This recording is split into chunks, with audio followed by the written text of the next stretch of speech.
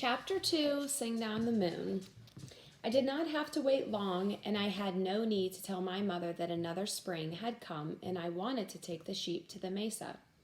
Nor say that I had learned in the days between the two springs that a herder of sheep does not leave the flock to fend for itself, whether from fear of storms or wild animals or for any reason.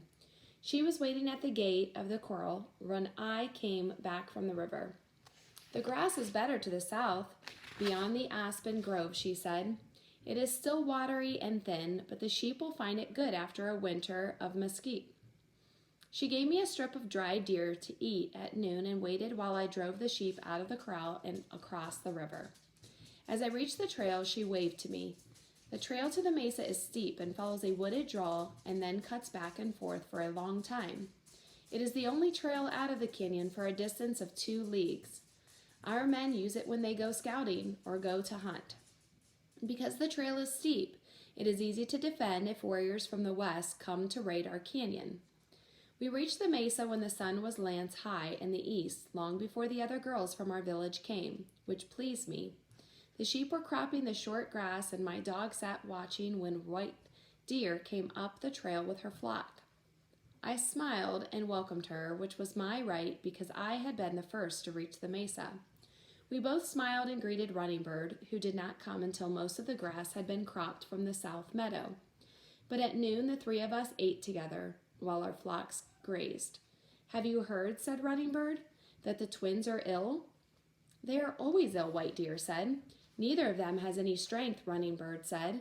"It would be wiser if there was only one of the twins instead of 2. There is not enough strength to divide between them." "Would you like to have twin babies when you are married?" White Deer said to me. "I have never thought of this," I said, not telling the truth. "She thinks of it all the time," Running Bird said. "She is too thin to have twins," White Deer said. "She is thin because she eats nothing," said Running Bird. They were joking with me. "I am not thin and I eat a lot. My sister says that I eat like a man. But this joking is our custom. Only yesterday my father got a new horse. When he jumped on its back and rode proudly back and forth to show off, my uncle laughed. "Your feet touch the ground," he said. "Either the legs of your new horse are too short, or your legs, dear brother, are too long." We liked to joke with each other in this way, so I was not displeased at what my 2 friends said about me. I thought of something to pay them back, but before I could say it, Running Bird spoke. "It is possible that our friend will never be married," she said. "Who wants a girl who has arms that look like sticks?" "Oh," White Deer said, "some poor man may marry her. He will see that she eats little and think it will not matter whether he is poor or not. More likely he will see that her mother owns many sheep." Running Bird said. "Yes, most young men dream of mothers-in-law with many sheep," White Deer said. "But I do not think that Tallboy is one of these dreamers," Running Bird said. "Do you?" I was a healthy girl and good at weaving, but I was not pretty like my 2 friends. Many people thought that the only reason Tallboy's parents wanted him to marry me was because my mother owned many sheep.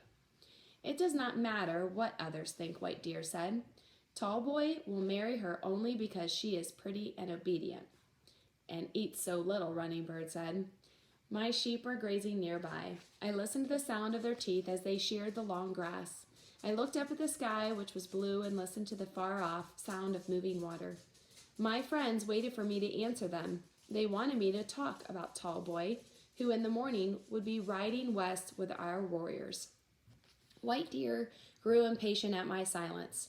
"Tallboy is very brave," she said. "Sometimes he's too brave," Running Bird said. They were goading me to speak, but still I kept silent. I got up and caught one of my sheep that was straying and chased it back into the flock. When I sat down again, my friends were whispering to each other. They acted as though I was not there. "In the land of the Utes, the girls are beautiful," White Deer said. "I have heard this from my father and brothers who have traveled there." "It is true," said Running Bird. "Once I saw a girl from that land. I was a child then, yet I have never forgotten." "Perhaps Tallboy will bring one home," White Deer said. "It is possible," said Running Bird. I raised my knees under my chin and rested my chin on them and watched the flocks grazing. After a while I said to White Deer, 3 of your sheep have strayed." To Running Bird, I said, "One of yours is eating poison weed." Then I felt better. So you can see in chapter 1 how the 3 girls were having this little discussion about maybe how they're going to be when they're older and kind of girl talk. We have Bright Morning as the main character, who is the I point of view, and White Deer, and the other one was Running Bird. So I'm going to go ahead and read chapter 3 in the next video, and then after those, then you'll be able to start on your learning journal.